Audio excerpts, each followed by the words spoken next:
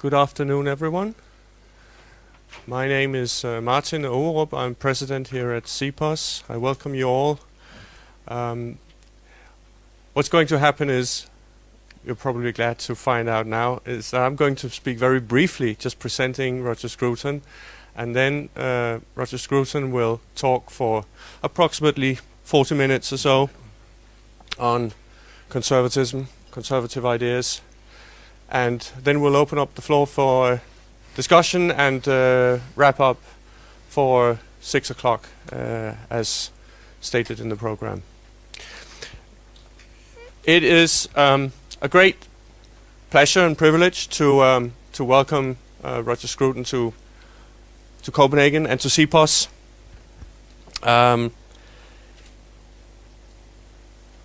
Roger Scruton is best known as a philosopher of political and especially conservative political ideas.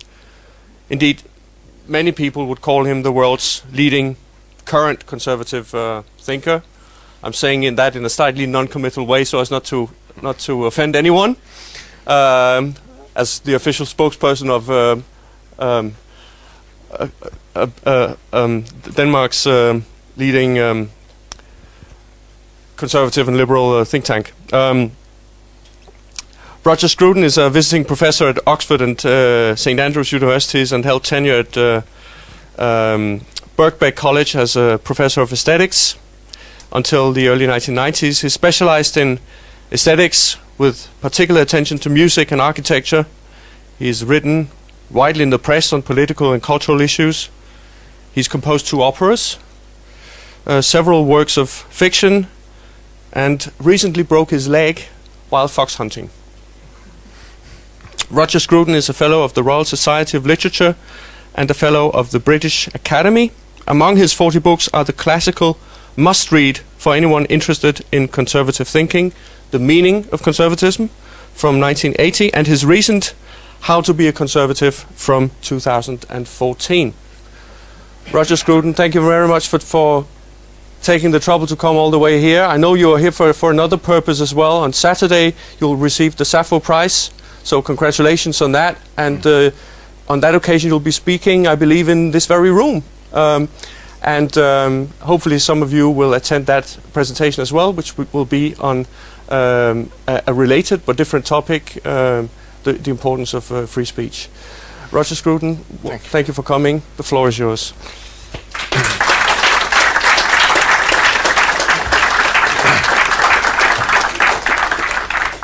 Thank you very much for that kind introduction, and I will talk informally about what it is, in my view, to be a conservative.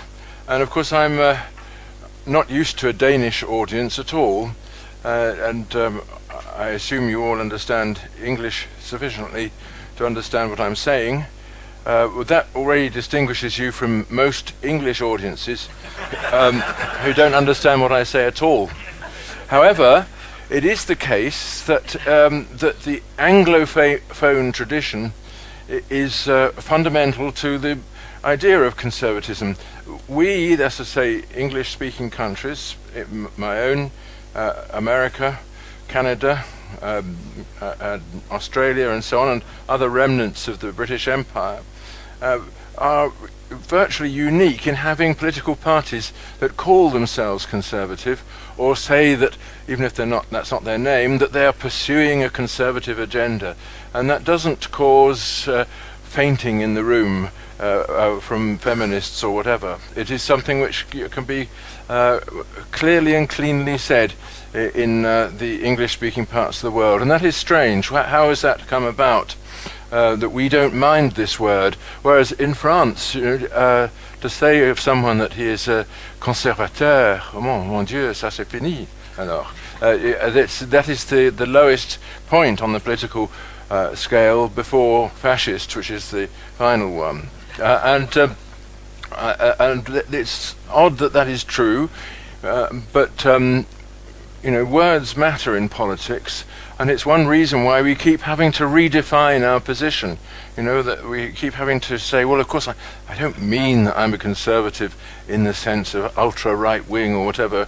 I am a conservative with a small c. People say that a lot in England, meaning that I'm a small person and there's no need to be offended by me. But the fact is that, in my view, there really is a coherent and consistent philosophy behind conservatism, which is applicable in not perhaps every part of the world, but in all countries which have inherited the European tradition of political thinking, not only as it was at the beginning in the Roman law, but not only as it became in the Middle Ages with the dual jurisdiction of church and state, not only as it was thereafter with the Reformation, not only as it was with the Enlightenment, but as it has emerged from all that, including the terrible experiences of totalitarianism. There is still something that we can share, we Europeans, and the word conservative is the word for it, in my view.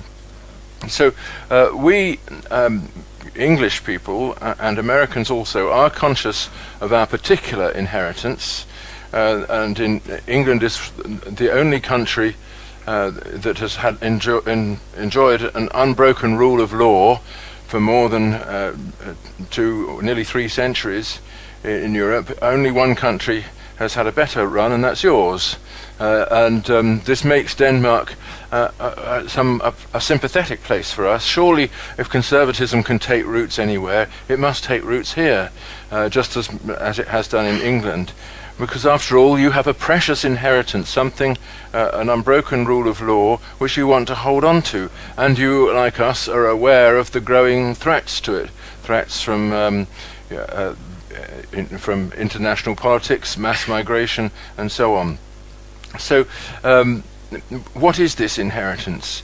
I will inevitably be talking about from an English perspective on it, but the most important thing that we in England fall back upon, we conservatives at least, when asked to define our position, is the idea of law and the sovereignty of law. That we live in a country where not only are all matters of social conflict adjudicated by the law, and the government itself is appointed by the law. The law stands higher than the government, stands higher than the Queen. She holds her office by virtue of the law which confers it on her. And that was said first in the 12th century in a book on the English laws written by Henry de Bracton. And it's always been assumed that is true, that whoever holds office in the land holds office by virtue of the law. It's the law that appoints him, not he who changes and makes the law. And this is really, this thought, which is more a sentiment than an articulate thought, underlies the American Revolution. If you ask yourself what those original founding fathers of the United States were really wanting, they wanted to retain the law as the final authority in conflicts between them, and as the foundation of the social order. And this, of course, means that the American Revolution, and it's only following our revolution, the so-called Glorious Revolution of 1688, that revolution was very different from the French Revolution, and even more different, of course, from the Russian. The French Revolution was not about restoring the legal privileges of the people or maintaining the rule of law against social decay. It was about ideology, about liberty, equality, fraternity, these great ideas which are going to be brought to the people by their enlightened leaders, who will impose them through their own magnificent decisions and the creation of new institutions to ensure that they become a reality. The fact that the law had to be curtailed and finally abolished in order to do this didn't worry them at all. And like the Russian Revolution that followed, of course, the result was a kind of genocide. Our revolutions have never been like that, and for that reason you may not want to call them revolutions. But it's not any kind of law that we have held on to in Britain and America, the essential thing for most conservatives about the law that we have inherited is that it's a guarantee of freedom. It's not there simply to maintain order. It's maintaining the kind of order that frees the citizen to pursue his life in his own way. So freedom under law is one of the slogans that English-speaking conservatives tend to be quite happy with. We want the law, but we want it as a means to securing our freedom, rather than simply a means of imposing order. Of course, order is necessary, because without it there is no freedom. But the individual freedom is the ultimate goal. Now, so we want to reconcile that individual freedom with a shared social order, and that of course is why government is necessary. This is not, as we know, an easy task, and it's not possible to do it just overnight. You can achieve this shared social order under which people can maintain their individual liberty only if you have the institutions and traditions and customs in place that enable people to live happily side by side and still be strangers to each other. You know, in most parts of the world today, communities are not communities of strangers. They are small villages of people who know each other. If the evolutionary psychologists are right, the natural size of a human community is something like 150. But our communities are usually around 50 million and upwards. They are communities of strangers and people who want to remain strangers. You don't really want to know anybody who's living around you, not very much, but you have your own little groups that you know, your own little societies and your churches and so on to which you belong, but you don't live together as extended families or anything like that. But the kind of order that we've created in Europe is an order of strangers. So it depends upon very elaborate systems of cooperation and mutual support and competition as well, from which emerge these shared traditions and customs that enable people to live in peace even though they don't know each other. And perhaps you might want to say especially because they don't know each other. And if you look at the Middle East today, you see a society of little communities, all of whom are intimately centered on themselves, but determined to retain antagonistic relations with the next village. And that, of course, is something which has proved to be quite incompatible with the kind of information, easily available information in the modern world, which is one reason why those communities are crumbling. So, given that we've inherited this kind of situation, what should a conservative position broadly be? Now, I think that there are general truths to be said about that. Many people say, especially conservative politicians, who hate to be interrogated as to what they believe, for the reason that they don't, but they say it's just about pragmatics, about adjusting things so that things go on as they were. I think there really is a philosophy that can be articulated about conservatism, and once you understand it, you will see that it's true. It's not. That doesn't mean that you necessarily adhere to it or become a propagandist for it, because truth is also something which is quite difficult to express in certain circumstances, and especially, of course, in a university. But one of the fundamental principles that all people will naturally agree with, I'm sure, in this room, is that it is easy to destroy things and hard to create them. That especially when those things are collective possessions, like an institution, a school, an orchestra, or a scout troop, or a regiment. Lots of things like that which we know exist, and we depend on them in one way or another, but we wouldn't know how to create them just like that. They emerge over time, but we would know how to destroy them.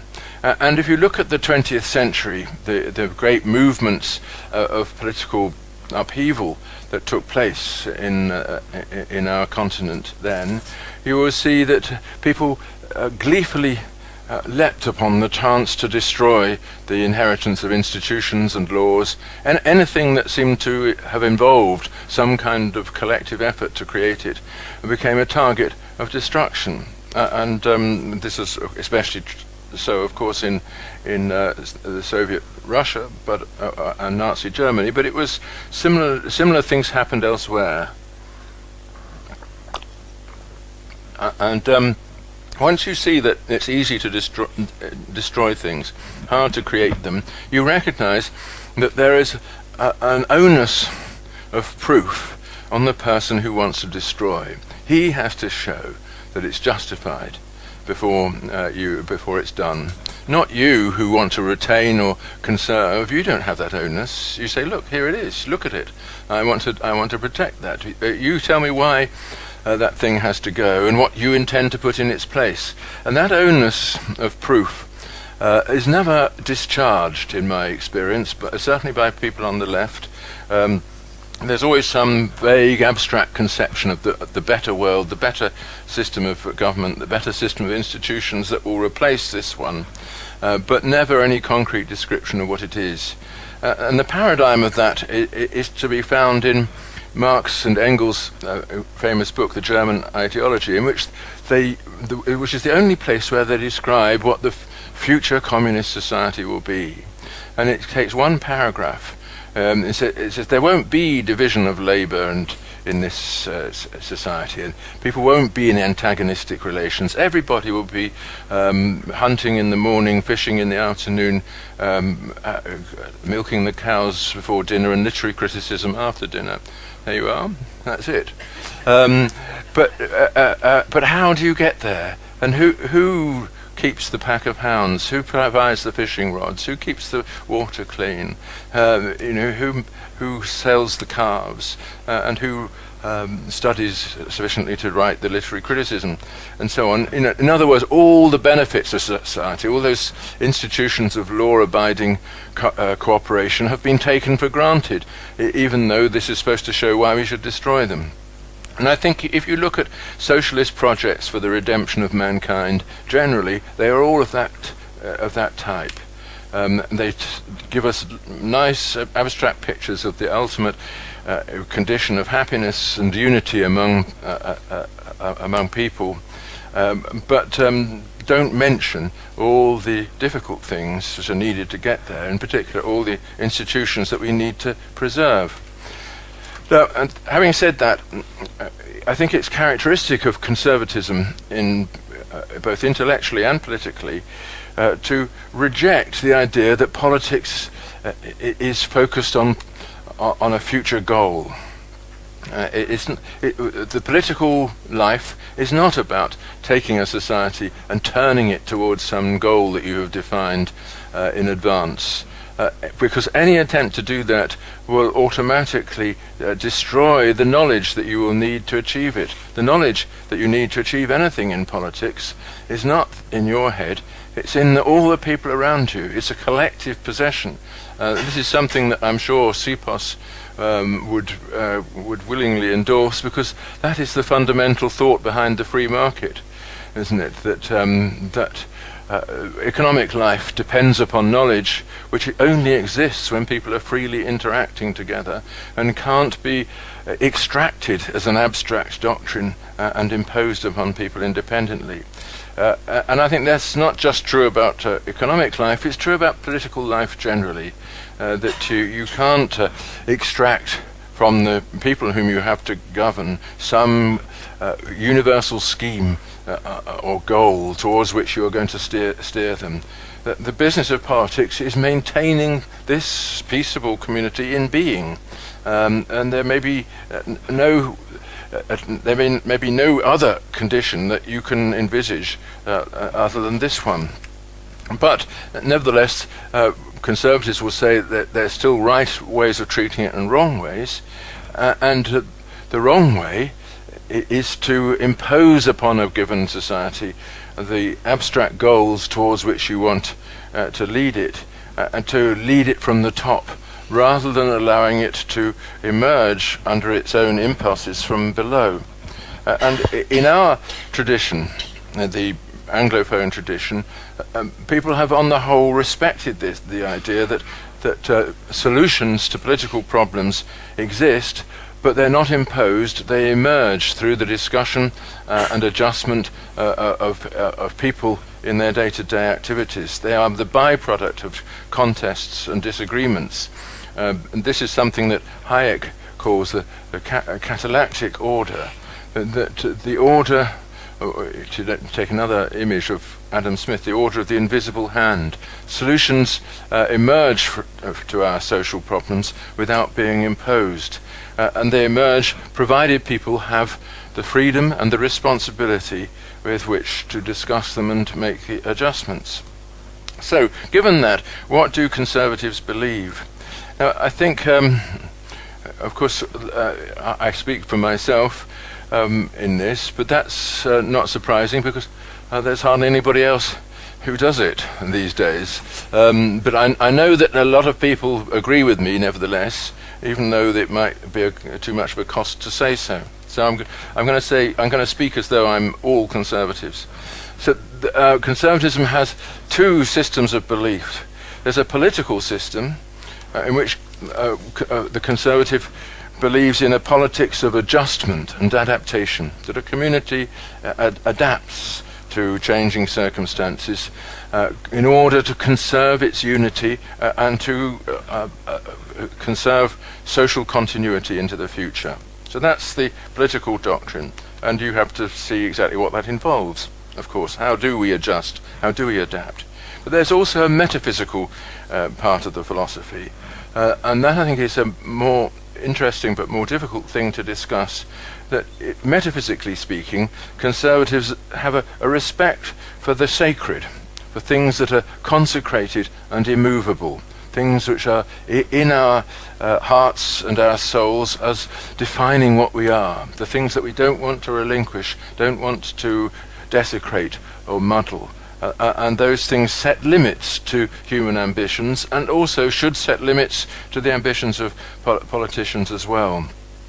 All right, so that metaphysical idea of the sacred limits to human ambitions is a more difficult one to defend and explain, but nevertheless I think it touches on something which is very much there in the hearts of ordinary conservative people, and of course has been brought very much into their consciousness recently by the things that are happening to Europe and to the world.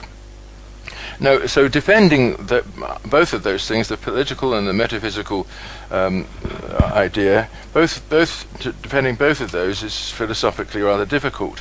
And always, when you defend these things, you start from a particular situation, seeking to protect what you have from the forces which are corroding and eroding it. So this means that the starting point of conservative philosophy differs from place to place and time to time. When I first attempted to define my outlook in the meaning of conservatism, which was published in it was thought of in 1789. It was published in 1981. Sorry. I saw things much more emphatically than I did when I came to rewrite the whole thing in 2015 in the How to Be a Conservative, where of course by then I'm much more tentative, much more aware that of the limitations to what is possible. So the starting point will differ from place to place and time to time. And in some places, conservatism is difficult even to conceive because of the tainted past which seems to be associated with it. Obviously, Germany has a huge problem about defining what it would be to be a German conservative. So just to talk a little bit about the political conservatism, and then I'll finish with some thoughts on the metaphysical side. Political conservatism really started life as a philosophical account of human communities with Burke's famous Reflections on the Revolution in France, in which he defended tradition and custom as forms of knowledge which can't be translated into doctrine. He hated the whole idea of doctrine and abstract systems and the goals imposed upon people by politicians.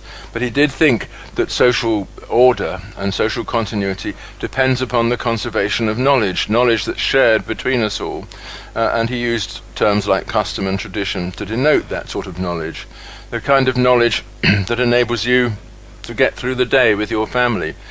You can't put it down explicitly in words. It's a form of practical knowledge, knowing what to think, what to feel, what to do when your daughter comes screaming into the room and saying, "I hate you."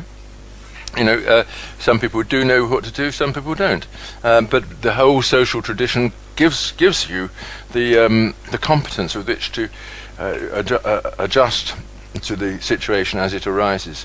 But I added to that thought a much more interesting thought, which is that societies are not composed of the current members only.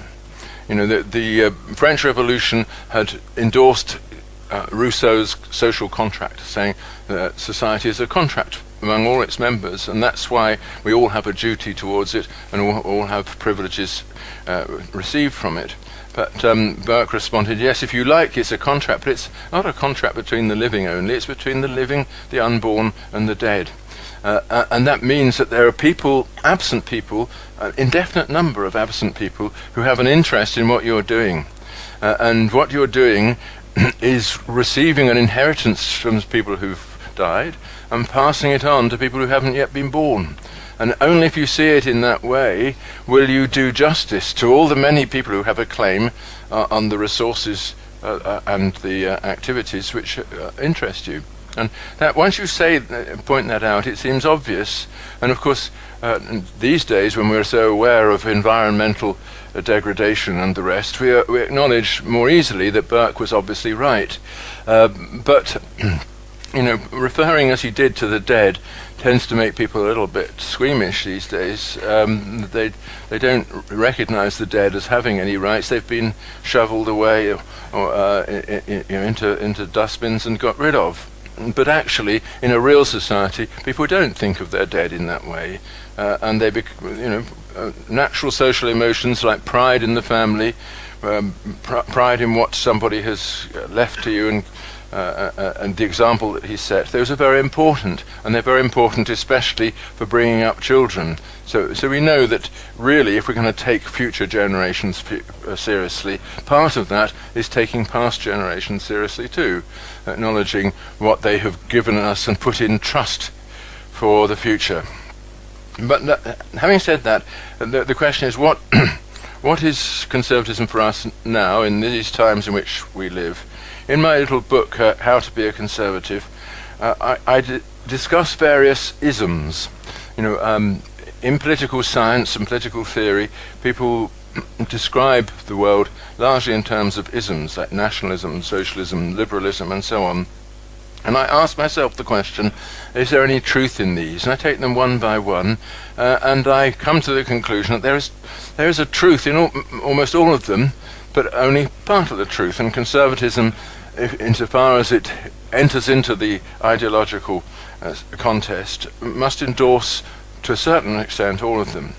For example, there is a truth in nationalism in that any serious political community that can enjoy the kind of legal order that we enjoy must also have a place of its own, a territory in which it is secure, in which the law has authority, and the law operates over that territory. It's the law of the land. In other words, it needs some conception of what it is, what place in the world is ours, and how we belong to it. And that's really what nationalists have always wanted to insist on, although, of course, as we know, they've over-insisted on it and added an apparatus of ideology which we may want to reject. But nevertheless, that fundamental thought of belonging to a home that we share, that is something that is vital to any coherent politics in the world in which we now are, and it's one that's of course most under threat. Likewise, socialism There is a truth in socialism too, not the truth that the socialist wants to impose on us, namely that we should all be equal from the point of view of material possessions, opportunities, and so on. That kind of comprehensive egalitarianism is unachievable in my view, and attempts to achieve it always involve the destruction of liberty. Nevertheless, if we do consider the truth in nationalism, that we are all committed to a shared home, it means that we're also committed to everybody in that home. And that includes those who can't fend for themselves, who are dependent in one way or another on the rest of us. And so that the socialist idea of a collective responsibility for the welfare of the weak and the disadvantaged is something that we probably have to accept. That is also part of conservatism. Likewise, liberalism, the extreme forms of liberalism, which say we ought to be free to express our nature in whatever way we should choose, that is not something which appeals to conservatives on the whole, but a measure of liberalism of the kind that John Stuart Mill defended, that we should be free and respectful in our private lives, that the state must stop, the intrusions from the state must stop at our door, and so on. That kind of liberalism is also something that we should endorse, and so on. So you can go one by one through all the available doctrines in that way and extract from them what a conservative can take from each. And in the end, I think what the result is that conservatism has a little bit of all the things on offer, but only so much as to maintain the central idea, which is the conservation and continuity of a given social order. That's the thing that really matters. So none of these things like socialism, liberalism, and so on make sense without what I call the first person plural, the we or us. It's in thinking politically, we're thinking about what is right for us as a community. So we have to have a definition of that community and also a willingness to endorse its right to exist. That's really what Burke was insisting on against the French revolutionaries, who, although they talked in abstract terms of la nation and its privileges, this didn't prevent them from killing 2 million members of that nation. It wasn't the people judged as human beings that interested them at all, but the abstraction that they were trying to put in the place of them. And the conservative, in my view, is the opposite of that. It's these people which is his concern. So we're protecting a given community whose pre-political loyalty is the foundation of any kind of constitutional government. And you're trying to protect that pre-political loyalty. If you don't do that, no kind of democracy will emerge. So let me just conclude with a few remarks, however, about metaphysical conservatism. Behind all the things that I would like to defend, there's a specific attitude to the human being. I see the human being, and I think many of the great conservative thinkers like Hegel and Burke have seen him in the same way. I see the human being as essentially distinct from all other animal life forms. Although we are animals, we have created for ourselves a distinctiveness, which is one reason why we need politics. Politics is there to shape that distinctiveness and maintain it in being. For example, we are free, we act freely, act for reasons, we hold each other to account for what we do, we take responsibility for things, and we are prepared to make sacrifices for goals which are not our own. And all that is connected with the fact that we relate to each other in a particular way. I to you, it's the I to you relation, which various philosophers have emphasized rightly, creates a different kind of community from the community that you see in the animal kingdom of just shared reactions to given circumstances. We actually we forge our relations through our dialogue, and in that dialogue we each of us attribute freedom to ourselves and to the other. And this means that our obligations are not universal. They don't apply equally to everyone. They grow from our interactions with each other. So they are local, bound by history. This means that we have to take very seriously local communities, local relations between individuals that have been established purely by their own choice and without any universal doctrine. And that gives us a sense that perhaps some of the concept of justice, as we have seen it used in modern politics, has to be not exactly repudiated, but rewritten. Especially on the left, in socialist circles, justice is regarded as a question of distribution. There's a just society is one in which goods and advantages are distributed equally, or as near equally as possible. It's all about there being a cake that we're cutting up and handing around to the members of the community. But if we take the kind of view of the human condition that I've just been referring to, that is not a coherent idea, because the cake doesn't exist prior to the relations between people that create it. And those relations already involve them in obligations, duties towards each other, rights against each other.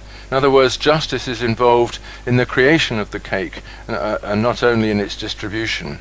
And this means that we need another idea of justice to settle conflicts between people and to adjudicate the relations between people through which they come into into creative relation with each other. So rights and duties and deserts are much more important than distributions on this view. Finally, of course, and this is important to this institution, markets and the free economy are vital to this metaphysical picture of the human condition, because this is the only real way of seeing economic life as a byproduct of our existence as free individuals. The economic life is one way in which we exercise that freedom and amplify it. But if you're a conservative, you are acutely aware of all the ways in which marketizing things also jeopardizes them.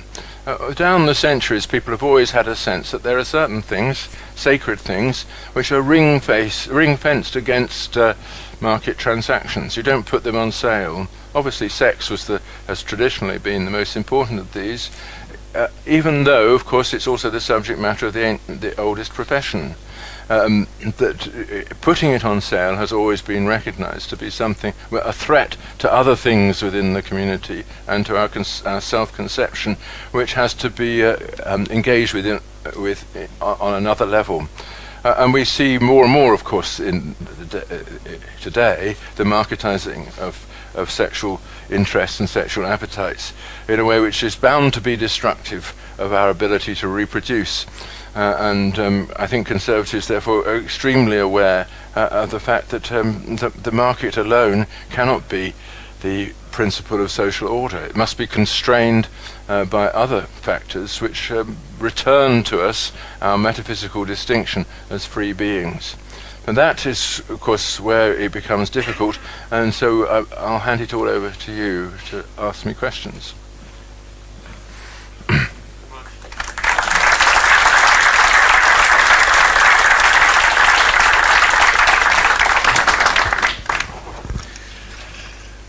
I already see some hands, but let me ask the first question. In one of your books, I can't remember which one, you write about your experience going to Eastern Europe, I think it's Czechoslovakia, after the fall of the Iron Curtain and communism. And one of the observations you make is the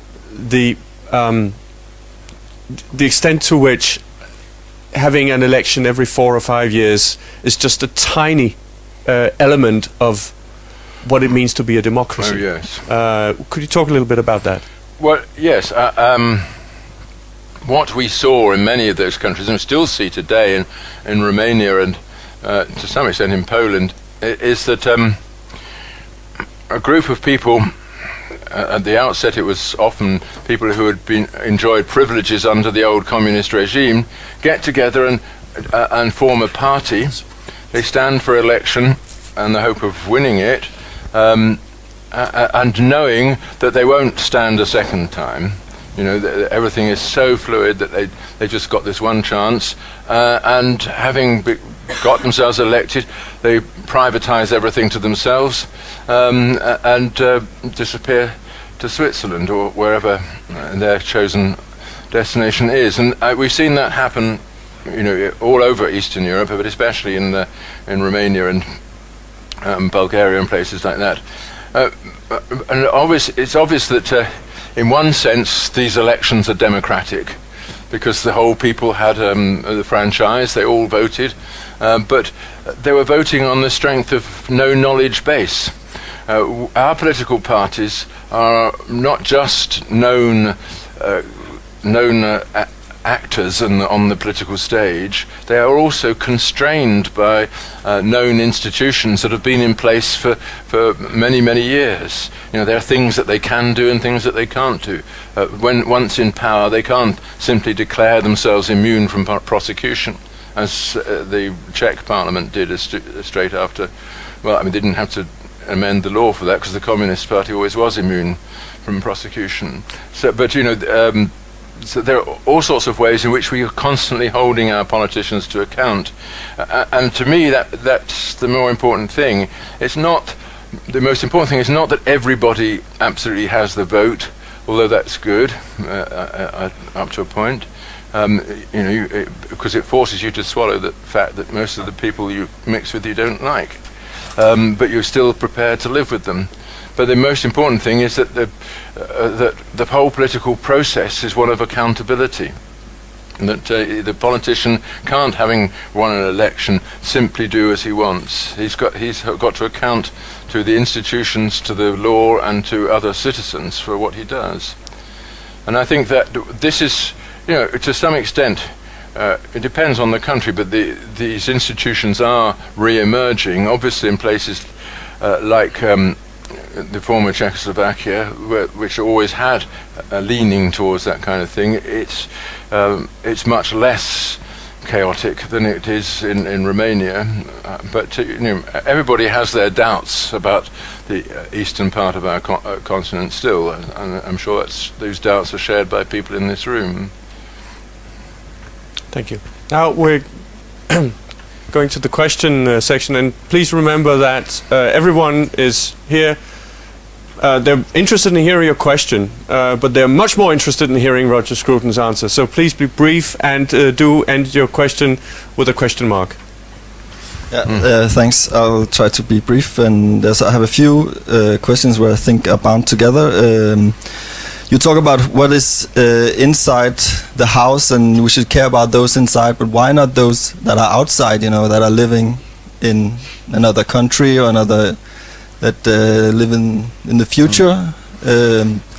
So basically, can we exclude anyone from any sentient beings? And you also talk about the animals, which is and it's clear that we don't have, you know, all the same ways to be moral agents. I think they're not entirely without morality in their communities, but on the other hand, we are very similar in the way we should look at each other as moral patients. I believe we shouldn't be able to discriminate any sentient being based, you know, on species either. So can you, and that what binds us is utilitarianism, which I believe in. And can you, is there any way you can? What would you say against that idea? Is there any way I can get you to change your mind? The answer is no. I've had this argument so many times, but. Let me say, it's really two questions. One is, how do we make the division between the inside and the outside of the political community, and can we use that division to justify giving privileges to the insiders that we wouldn't extend to the outsiders. My view of the answer to that is utilitarian, and say if we don't do that, we won't have a political community. It's only by drawing that boundary, as you do in your own family, as you do in your own school, etc. It's only by drawing that boundary that you can define your obligations. If your obligations are infinite and open, they can never be fulfilled. So that answers itself, really. It doesn't follow that we shouldn't be concerned about people outside the community and doing what we can to help them, but not giving them the equal rights of those who are our direct responsibility. When it comes to animals, there I think there's a great deal of difference between people who know animals largely through relations with their pets. For whom the animal is a member of the family, and he's the dog or cat is constantly part of your daily concern. There's a difference between that and relating to animals either in the farm or in the wild, or animals as pests. Most people don't feel about rats what they feel about cats. And maybe that's wrong with them, or maybe they should be more careful to feel about cats what they feel about rats, because after all, cats are the greatest environmental destruction that we have. Nevertheless, either way, we all know when pushed to the point that we've got to treat animals differently from the way we treat human beings. It doesn't mean we should treat them cruelly or anything like that, but they can't be put into our lives as moral subjects in the same terms as human beings. That's what I would say. And you'll never come to believe it. I know that. And we have another question. Please state your name as well. My name is Rasmus. I'm wondering, because how do you define your conservatism to the strand of communitarianism? Because it sounds like you have a lot in common, actually. So what's the difference between conservatism and communitarianism in your... I think, you could say that it depends on which person is defining communitarianism, but of course moving in the same direction. But I don't want to say that community is everything. I want a community of free individuals too, who exercise their creative capacities and do things of a novel kind. But certainly a lot of what communitarians like Amitai Etienne said at a certain stage, well, a lot of that was right. He was trying to put a corrective to American-style individualism and say, hey, look, freedom's all very well, but if it just destroys the community, there's nothing left for you to enjoy, and that is right. So it's not so much the labels that matter in the end. It is the conception of human social life that emerges, and I think that my emphasis on the metaphysical side of conservatism, the concept of the sacred and so on, it probably distinguishes me rather from the American-style communitarians. Thanks. My name is Niels Sindal. My question is, how afraid should a conservative be to destroy the institutions of European cooperation when we don't know what will replace them? Yes. I think this is the big question, of course, confronting Britain at the moment. What I think Conservatives differ in their response to this, obviously, but my response would be is that we do know what would come to replace them, namely what we had, which was national sovereignty and the institutions of the common law and so on. The basic things will still be there. In fact, those are the things that we have lost as a result of the European institutions. And being a conservative doesn't mean you want to conserve everything just because it's there. And sometimes you might think that certain things certain institutions have grown as kind of cancers on the social organism, especially if they've grown through imposition from above rather than choice from below, which is true of the European Commission. That's the creation of thinking people who wanted to improve the world. Hasn't emerged from individual choice. Hi, my name is Gustav. I just wanted to start by saying what a pleasure it is to see you lecture live after reading so many of your books and watching YouTube videos of your lectures and all that stuff. So this maybe goes towards more of the philosophical side of it. You wrote in Thinkers of the New Left that many of the French New Left thinkers were influenced by Hegel, and obviously Marx was a young Hegelian. But you ended your little talk with saying how Hegel has been influenced in the conservative side of it. So I was just wondering if you could give like a sort of elevator pitch for Hegel's importance in conservatism, if that's possible. Hegel was Elevator pitch, that's 1 minute. okay, right. No, go on. I'm joking. In the philosophy of right, Hegel does some very striking things that have, I think, are absolutely fundamental to the conservative position. First, he shows that individual freedom is not something that we possess just in the natural condition of things. It's something that comes into being through our relations with others. And that's fundamental Hegelian thought. It's a very important one, so that, we are not atoms. We are part of a social organism, and we realize our freedom through our membership of certain primary institutions. The family, first of all, civil society, which is the total assembly of corporations,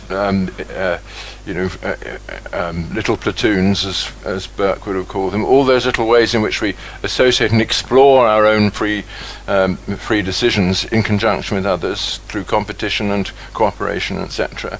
And then there's the state, which has an overarching authority because it maintains in being the system of law and sovereignty, without which none of this will be protected. And that's a very good description of what the kind of social order a conservative would like to see. One which has got these three not competing but mutually supporting stages: the stage of individual family life, the stage of social cooperation and institution building, and then the sovereignty of the law-abiding state. And in the course of doing this, he gives his fantastic defense of private property and defense of the market as well, and finds a place for religion and all the rest in the institutions of government. So, it was written at a certain period in history which has obviously vanished, but the ideas, I think, are of permanent value, not least because they that they are the ideas against which Marx was in rebellion, so they must be right.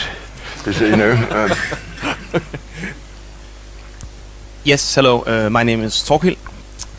You talked in the beginning about spontaneous order, and of course, spontaneous order in the marketplace we all know as capitalism. But then you also talked about spontaneous order in the political system. And if I understood you correctly, you, in broad terms, describe that as a good thing. But isn't it spontaneous order in the political system that has created this all-consuming welfare state, which is so destructive towards all conservative values? And if that's the case, how can political spontaneous order be a good thing? Well, I'm not sure that I agree with that.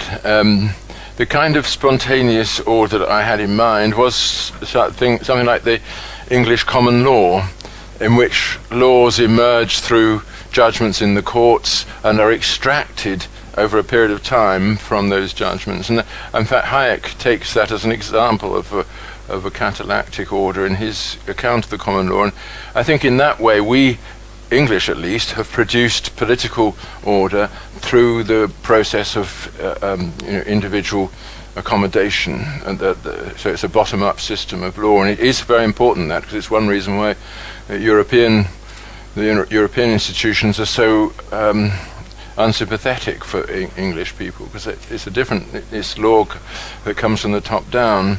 But I think with the welfare state, let's face it, it required a huge political machinery for it to be brought into existence.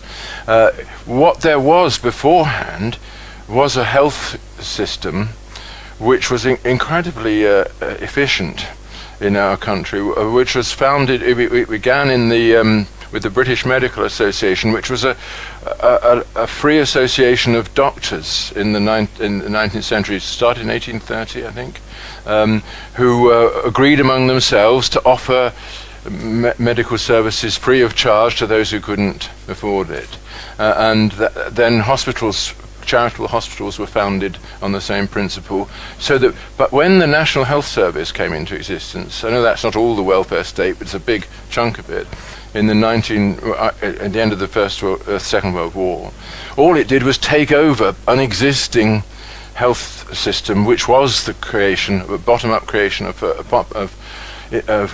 popular initiatives, and it was a beautiful system, and to a great extent it has not benefited from the state taking it over, although of course you can't complain about it all. I can't complain, having just broken my leg and been restored. But then I think similar with welfare provisions and schools, all that was in existence before the government took charge of it, but it was in existence in a much more accountable way, and people couldn't take advantage of it in the way they do now, not doing an honest job of work all their lives and bringing up their children as an expense on the state. That would not have been possible.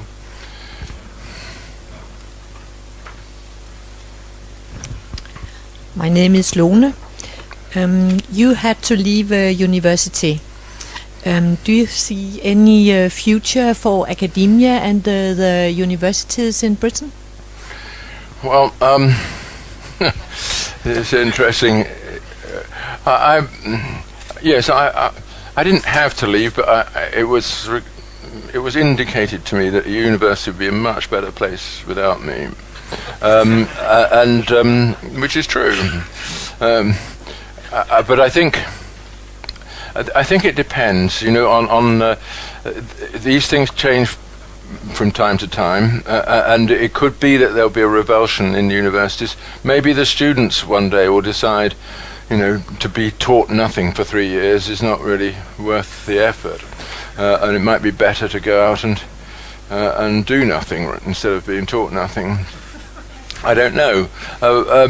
It's a dubious thing. Our universities grew on the back of the Enlightenment and the great experiment of von Humboldt in Berlin, producing a university curriculum which incorporated not just the sciences and ancient languages, but art and music and history and so on. And so a wonderful idea, and it did produce, of course, a very educated middle class in Germany. But that educated middle class in Germany didn't necessarily behave as we would have wanted it to do, and it was in the universities that Nazism began, really, the brown shirts and everything. So the actual experience of a mass university intake, where there's no real control over what is taught, and the curriculum is up for grabs, it has not actually been very good. So I don't know. I think I would like to go back to the old Oxford and Cambridge colleges, independent little colleges which don't offer education to everyone, where you've really got to compete to get in, like the universities also of Leiden and Leuven used to be, those little collegiate institutions. But often they relied on the protection of the church or something like that in order to endure. And I'm not sure what things are like in Denmark, but I assume they're much the same. I have a question. First of all, I want to say that it's such a pleasure to see you here. Can you hear it? Yes, after having my name first, Louise Christensen. After having read all your books, you write a lot about high culture in your books, and you state that it affects our common judgment. Do you think that with the world becoming, or us becoming, the media becoming global citizen, do you think it will affect the idea of having a common judgment? Well, it's a very interesting question, and of course it touches on lots of anxieties that we all have. I mean, the easiest way for there to create a common global culture or a common global values, at least of an aesthetic kind, is to degrade everything to the bottom level, and essentially you can see that happening with social media and Twitter. And so, I mean, Twitter is a fantastic example of something which is compressing language to the point where it hardly is able to articulate anything anymore. And yet that is what is being shared among everybody. And if you don't take part in it, somehow you haven't passed the qualification to be part of that great communication system. So it is somewhat alarming, but I mean, it's been generally observed throughout the centuries that the more widely you spread knowledge, the thinner it becomes.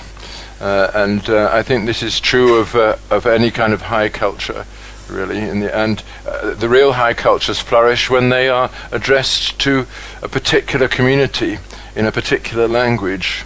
We Britons had in the 16th and 17th century, the time of Shakespeare and the King James Bible and so on, this incredible literary culture which has never been repeated.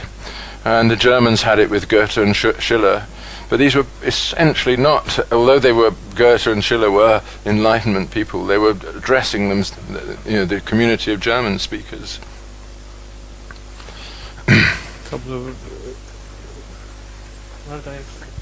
My name is Eric, and I want to follow on the line that Lone just opened up about universities. I'm an associate professor here in Copenhagen in the university system, and I find that it is quite bizarre, and it has turned into some kind of total left field where all the government grants and so on, those on the bodies, they're all preaching that kind of ideal. So I think it's pretty hopeless. I mean, it seems like everything that universities are handing grants out for now would be something to do with sustainability, usually being read through green, or some kind of social something that is some kind of redistribution. So this is a very personal question, because I'm pretty part of this, and I think it's very, very hard to be in that system. How did you do it? How did you survive in this system? I actually, this is a very important question for me, because I did leave the university system in 1994, and earned money here and there, and writing and so on, and gradually built up an identity as an independent intellectual, and was being able to feed myself and family, but.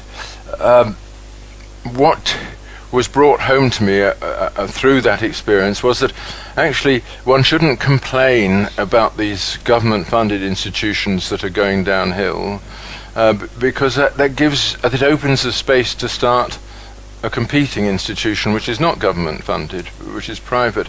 And I've been doing some teaching recently for Buckingham University, which is a private university which until recently at least didn't accept government funds, and it's all I teach an MA course, and it's a pure business deal. The students they pay the university, which pays me according to the number of students I can fool into giving them the money. And this is a proper market arrangement, and of course they're totally committed to it, the students, and it's really it's back in the old style of education. And I suspect that that's what you have to do. You've got to find colleagues who are as tormented as yourself, and have a weekly gathering, and eventually go public and invite students to pay you to be tormented. And it could happen. I mean, how did the university start? They started in that way, if we don't, there isn't any alternative. You can't overcome the results of government control through government control. And the first result of government control is always this move towards the left, because that's the thing that's easy to justify to bureaucrats. You look like you're standing up for the weak and the oppressed and not just taking a salary. And the weak and the oppressed have obviously been very useful to universities in that way, despite the fact that they don't exist anymore. I believe that in this country it's actually illegal to name something, give something the name a university unless the state says. States. Yes, I think that we have the same problem in Britain. That we have to have a charter or from the Queen of some kind. That is a difficulty. In America, of course, you have the liberal arts colleges. They're not allowed to call themselves universities either, but they call themselves liberal arts colleges, and that's fine. People don't worry about it. We had something we called CEPOS University, and we got a letter from the government saying that really we weren't allowed to use that name. So now we call it CEPOS Academy, and yes. we're getting as many applications now as we did then. So it's no big deal, but still, it's thought-provoking, I think. Well, thank you. My name is Eric. I come from Norway, and I've heard you lecture in Norway a couple of years ago. And that was a very big thing to listen to then. But your conservative ideas, I think it is catching on politics in Europe now, because it's a swing in politics. Do you feel yourself that you have an influence on that?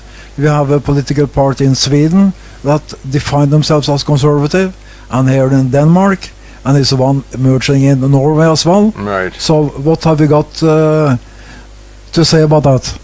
Well, yes, I know that the Swedish Democrats are. In fact, I'm going to be talking to them in next month. I mean, I know that they are moving in this direction, and I would say that the Scandinavian countries are the natural allies of the British, the traditional British, in defining what the political arena is. That you are naturally both democratic and also cautious and skeptical. You're not into the business of overthrowing everything and in revolutionary terms. So yes, it could be that there is a shared movement, and it would be great to be part of it. But it has to come, of course, ultimately from young people. It can't just be people of our generation who are creating this movement for obvious reasons. And I think that is beginning to happen, but it's slow. How many in this room would call themselves conservatives? Let's see your hands. Okay. This is quite a good room. I think they're not quite representative for the population. The Conservative Party has 3% of the vote now on a good day. So why do you think that is? What? Why is it that in some countries conservative parties are in government, and in some countries you don't have a conservative party? As I said at the beginning, it's only really in English-speaking countries that you have parties that call themselves conservative, and I don't know that there are. I think a lot of it depends upon battles, whether there have been recent battles fought and won. That brings out the conservative in people. You haven't done a great deal of fighting in Denmark since the last war, have you? And that probably means that people don't identify themselves quite in the strong way. That we're ready to give ourselves for Denmark. That I'm sure if we attacked you in some symbolic way, you might. But okay. Now, there's a question here. Anders, just conservatism in relation to the lack of identity in the current society, with the tremendous changes and the tremendous choices of diverse and contradicting identity. How would you have a few comment on that?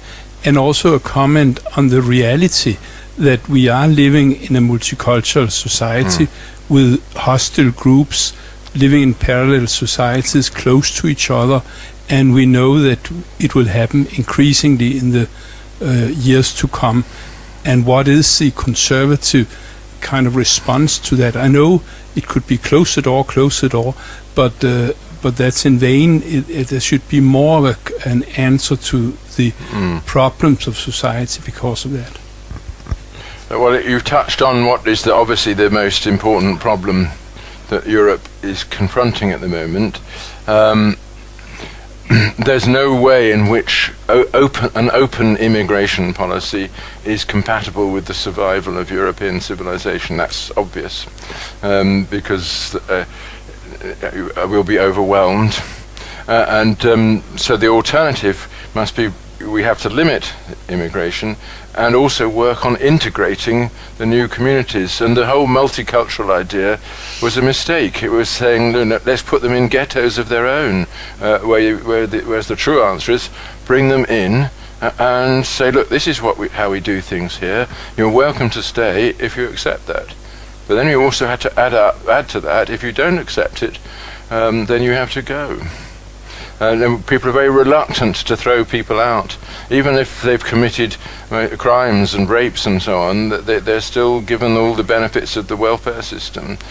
I think the political correctness has made it very hard to discuss the issue openly. You know, in my country, it is pretty well known that the Hindus have integrated completely. Nobody has any difficulties with them, and their children grow up side by side with ours. But the Muslims haven't integrated at all, except for a few at the upper educated class. But even to say that is dangerous, because you seem to be singling out a particular religious or ethnic group. But if you can't say it, you can't discuss what the problem is, and you just have to sit there while the problem gets worse.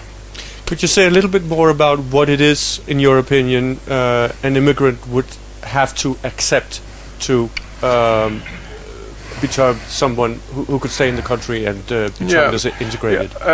Basically, to accept, obviously, the secular law, and that it takes precedence over religious law, which is something that Muslims find hard to accept, but Hindus have no problem accepting. You have to accept the school curriculum, accept that men and women are equal in the public sphere, and all kinds of forms of association, and not just educational, but teams and the social network, ways of networking with other people, accepting that is the way to go about it. Anyway, ways of networking with other people. What do you mean? Well, that you don't. For example, you take part in elections, and you regard the political parties as things that you could belong to, and you don't vote for people just because they are the same ethnic group.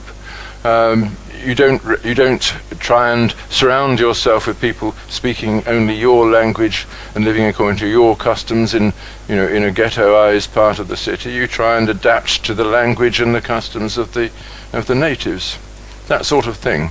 I mean, you can't force people to do that, but of course you can, through the schools, push their children in that direction.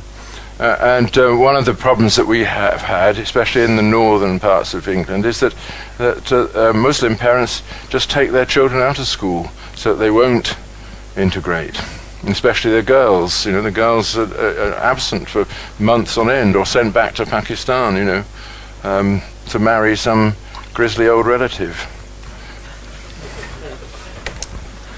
Hi, my name is Mads. Thank you for coming to Denmark.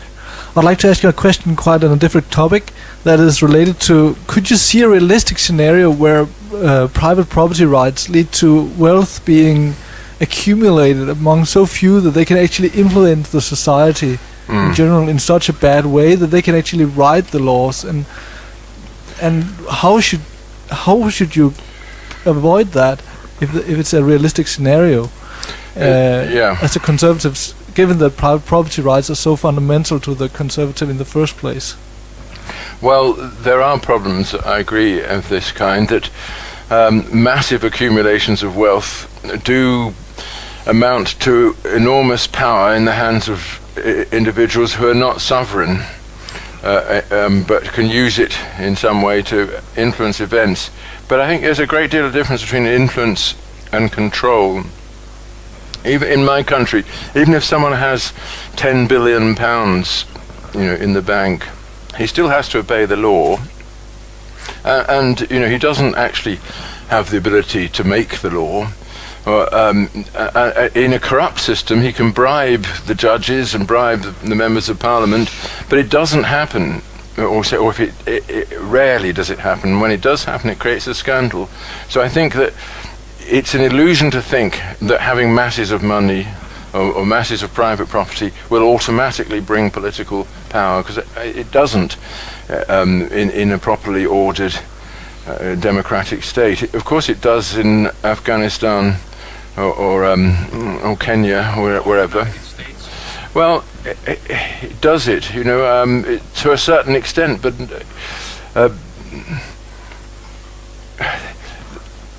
well, you need to make the case. In America, of course, it is the case to get into politics, you have to spend an awful lot of money. It's only rich people who end up in the Congress, and certainly as presidents. But it doesn't follow that other rich people can make the law in their own favour. There'll always be the possibility of questioning it and it being brought before the courts, and it can lead to the downfall of people very easily in America. And I think it's not possible to remove from people the influence that they have acquired through their private property. You can't just remove that without removing the property. But people acquire influence over the political process in lots of other ways. Beautiful women have tremendous influence over politics, especially when it's men involved in making the decisions. But you don't want to rectify that by removing their beauty. You just have to insist that there are rules to be obeyed. And life would be much more dreary if we couldn't use things like our money and our sexual attractiveness to get what we want. Why the hell do you have them? My name is Katrine Winkelholm, and I have a question about what you said about the sacred, that as a conservative you should respect and protect the sacred. But doesn't it need a further definition of sacred? Because what is sacred to me as a Christian is definitely different from what is sacred to a Muslim. And if we say sacred, then we might limit free speech and so on, if you don't define it. I agree. I didn't define it. And much more needs to be said. What I wanted to say was not that there is a particular religion that is necessary for a conservative society, but that outlook on society, which identifies sacred things and regards them as untouchable, is a fundamental part of the conservative worldview. And this means that Muslims can be conservatives just as much as Christians, but their ideal conservative order would be a very different one. And that just goes back to the problem about multiculturalism. We can't simply have a metaphysical conservatism. We've got to have that political aspect of it too, in which the various competing ideas are reconciled. But I still want to say that if you don't have a concept of the sacred at all, this makes the conservative vision somehow foundationless. It doesn't stand on anything, you can see this especially when it comes to difficult social problems like the sexual education of the young and the effect of pornography and all that. There's things, these deep problems that we're wrestling with in our societies. If we don't have a conception that there is something sacred to be rescued from all this, then we don't know what we're doing in legislating at all. Well, thank you for coming to Copenhagen, so I could hear you live. I would like to start by excusing the fact that I'm culture appropriating your language. Don't have any English ancestors. And secondly, I would like to ask you, following up from Katrina's question, is a conservative international order? Because exactly this idea that the conservative wish to maintain the social order of China or Iran or Japan will necessarily lead to some kind of international conflict, or could lead to it. Yeah. So is there a conservative way of maintaining international order? We're taking one more question, because otherwise I think you'll have trouble having time to answer both. Well, right. And then we'll wrap up. Right. International order and... What are your views on Donald Trump? Right. Yes, in my book on how to be a conservative, I devote a chapter to internationalism and what I think is the truth in it. And that my view is, of course, we must strive for an international order in which disputes are settled by negotiation and law rather than by violence, and that's made easier if all the states involved are themselves governed by law. A point which Kant made, of course, in his famous essay on perpetual peace. I don't think we can or should hope for an international conservatism, as I say, all states being run on what I call Scrutopian principles, because that is not compatible with the history and language and geography and climate of all the different areas of the world. But insofar as I've been giving any principles to guide us in politics, they are principles that ought to be acceptable to rational beings everywhere. It's just that not everybody has the historical inheritance on which to build them. That's the problem. Obviously, a country like China, in which Mao Zedong actually deliberately destroyed the entire cultural and economic inheritance of the people, it's impossible to be a conservative in quite the way that I'm saying. Maybe after a few hundred years, if ever the Communist Party relinquishes power, it might become possible. But in that sense, I think the only coherent form of conservatism must be directed to a specific community in a specific history, and then you hope to set up the international institutions that enable you to negotiate your freedom. About Donald Trump. He is obviously an extraordinarily vulgar person. So we can't deny that. And in that sense, quite a remarkable phenomenon to have emerged at the top of the political system. But he did it by bypassing all the institutions and the structures, the political structures, and that's in itself an interesting fact, that somehow the American people are disenchanted with the political structures and with the pre-existing political class. And we've had the similar phenomenon with Jeremy Corbyn in Britain being elected to the head of the party against the wishes of the Parliamentary Labour Party, but just because of activists taking advantage of an ill-conceived electoral process. So in that sense, I think Trump is a kind of accident of history, but he does reflect something, a deep dissatisfaction at present that is present in American society. It has to do, obviously, with immigration, a lot of it, the fact that Obama has not taken the kind of action that ordinary American blue-collar workers would want to protect their jobs, their interests, etc. It has to do with the loss of America's role in the world, the fact that, the withdrawal from engagement in the Middle East, which has led to, or is leading to, the chaos in Europe. all these things have caused ordinary Americans to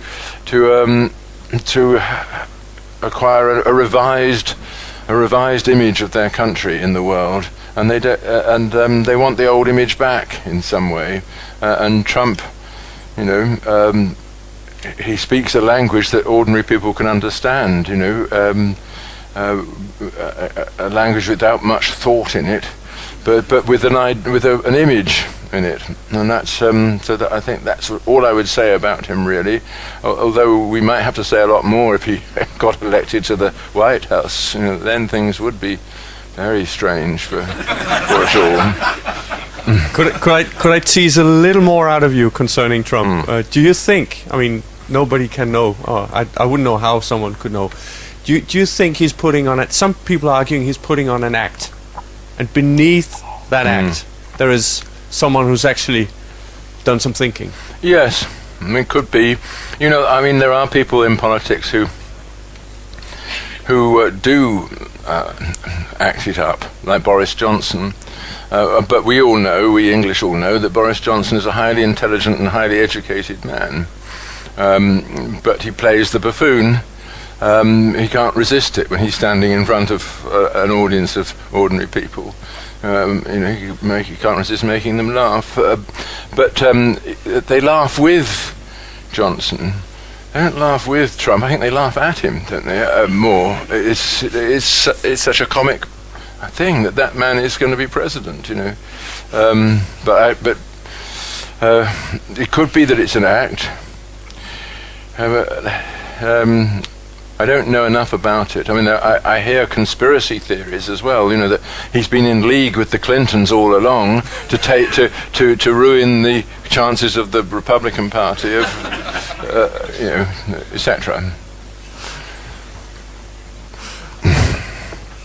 Thank you very much, Roger Scruton. This was an amazing afternoon, and it's been very interesting to hear your thoughts on a wide variety of issues. Thank you very much to the audience for turning up, but thank you for giving us a great afternoon and a lot of things to think about. Thank you very much.